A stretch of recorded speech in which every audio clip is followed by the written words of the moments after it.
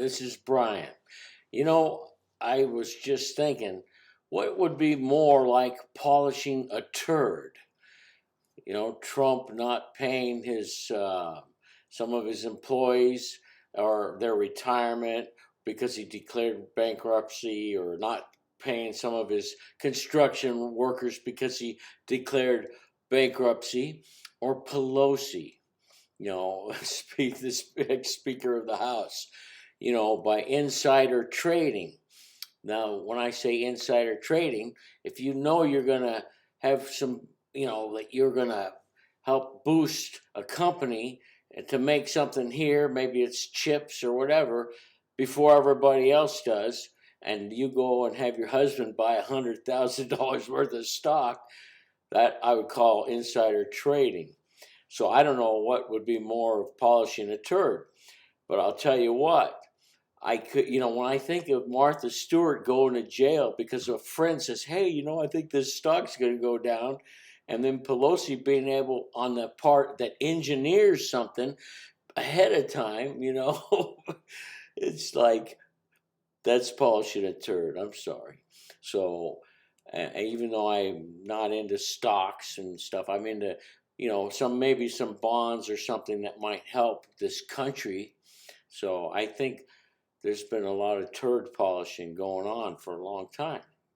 My son, he likes Bernie Sanders, and I'm not a big Bernie Sanders fan. Although I think taxes for some of the corporations could be more equitable compared to the working class. But even my son thinks that, Pelosi, by doing that insider trading on information that she's kind of helped be a part of being engineered before everybody else gets the scoop, isn't investing in America. She's investing in herself. And yes, I think maybe making chips here is investing in America, and a whole lot of other even everyday items should be produced here. And that would reduce the amount of pollution with these ships that we're having to go overseas. And then I saw a special on TV. I couldn't believe it. When I think of Bali or Jakarta or these beautiful Southeast Asian places, I don't think of a river full of plastic bottles and then factories making cloth, synthetic material, just polluting the shit out of some place, and then some guy's planting his rice, and then it's got 10 times, no, how about 500 times the amount of chromium and other crap that's not supposed to be in the water when they make these synthetic fibers. And then the dyes aren't as bad as the stuff they produce, and these are big companies. There has to be a worldwide accountability. That's why I was talking about a worldwide civilian conservation corps that has some teeth, because we need it. And right here in this country, I mean, it's absurd how many plastic bottles we are just producing and throwing away. Whether they get recycled, they practically evaporate. Even when you recycle them, you're going to have to crush them. You're going to have to have expensive equipment. And in recycling, you're not going to even get all the material back that you had, because some of it's going to evaporate. And it takes heat and everything else. So why are we gotten so big into this throwaway crap, but then again, sometimes I have to agree with some people on the other side. Like I say, some of the stuff Mike Moore says makes a hell of a lot of sense, as far as saying, hey, it takes coal to make a solar panel. We got to start thinking a little outside the box for the future of this world. And then some stuff I go along with Sean Hannity. I mean, my God, having why we allow riots and destruction of people's businesses on something that hasn't even gone to a grand jury. Everybody's made their minds up and said stuff and is having riots in the streets. At least hopefully that's toned down a little bit and we can seek the truth from all angles. And so anyhow, I just think we can't just be polishing a turd. We got to start making solutions. And then another thing, even one of the things I think Bernie Sanders was a little bit against these marksmen blowing off somebody's heads from miles away. If people have a disagreement, I'd like to see the leaders have their arms strapped together, and a sharp knife put in the other hand. And then they got 30 seconds to say, hey, we can work this out. Or, let's find out who survives. Maybe both people will go down, or maybe one will go down and one will have injuries the rest of his life. But bam, they get each other. So, but yet the little guy is the one that's pushed out to the front to do the bidding.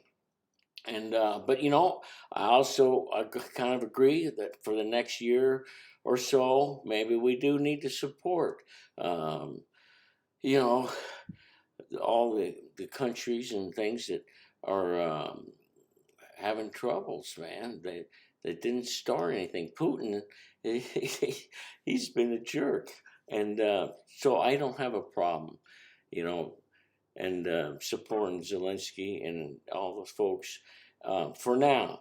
And if we need to do something a little further down the line, and so we don't have to be the police of the world, or maybe get the Europe to step up a little more, I think that's in line. But there is $800 billion going to defense, and only $40 billion going to Ukraine.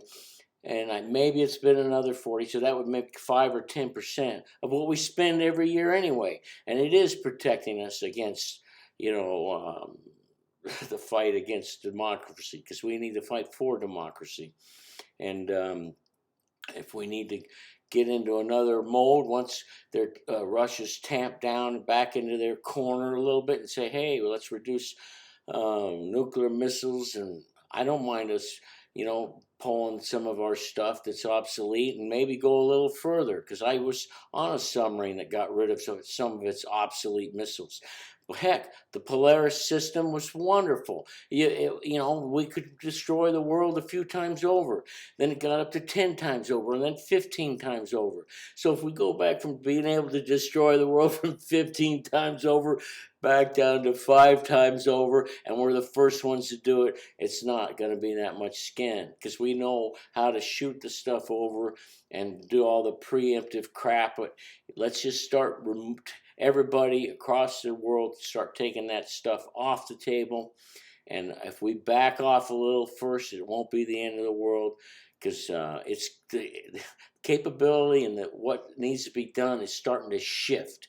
We need to start figuring out what the shift is. And that shift is the security for energy, and try to keep it clean. And that crap from Canada is not clean. That's why the pipeline is so cheaply made. My son said it's already had 15 leaks. Heck, I just heard about the most recent one.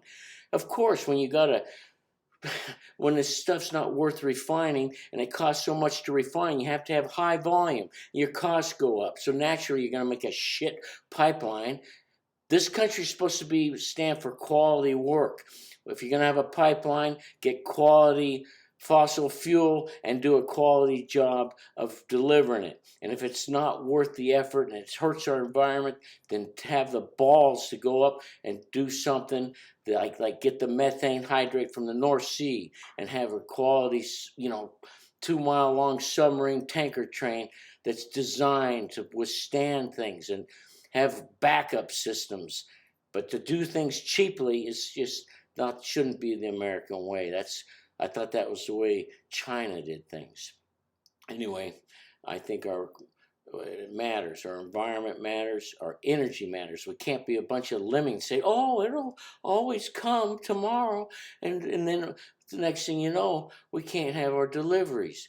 And people will be fighting if the stores are empty. Fossil fuel is getting more difficult to get. The gushers are maybe at 5,000 feet in the Gulf of Mexico, but the gushers are gone. The sweet crude on the normal areas is gone. So it is getting to be garbage compared to what it was 50 or 100 years ago. But there are still places, if you have the ingenuity and the willingness to put out the effort to do the job right, to get the job done, so that we have another couple hundred years before we can shift into other forms of energy, or do the shift. Because like I say, it takes coal to make a solar panel, so we've got a ways to go, and I think we're going slightly in the right direction, but we have to tighten our belt. Like I said, what's wrong with a little car made out of chromoly tubing to get your groceries that takes 5% or 10% of the energy than what a regular car would? An ultralight car, if we had the infrastructure to support that. And we got to think of the long term for our kids and our grandkids, and even the rest of our lives. Even we can't have. We do need a steady supply of energy, but we're just a wasteful society. All these throwaway bottles. Our thinking has to change, and demand. Just like some of the hippies demanded that the sewage treatment in the Chesapeake Bay take place so we could get the Clean Air and the Clean Water Act back in 1972. We got to keep going along those lines, because it cleaned up, the fish came back. It can be done, and it has to be done, and we will do it. Anyway, I know we can. We're the country that should be leading the way. So the Conservation Corps updated version of that, I think, would be good, and it could get our some of our homeless to do things, and and have the programs to help them. Just housing them isn't a solution if you're drug addicted and have other issues. So we need to have productivity at all levels, but productivity that includes a clean environment and a good lifestyle for future generations. Thanks for your time. Bye.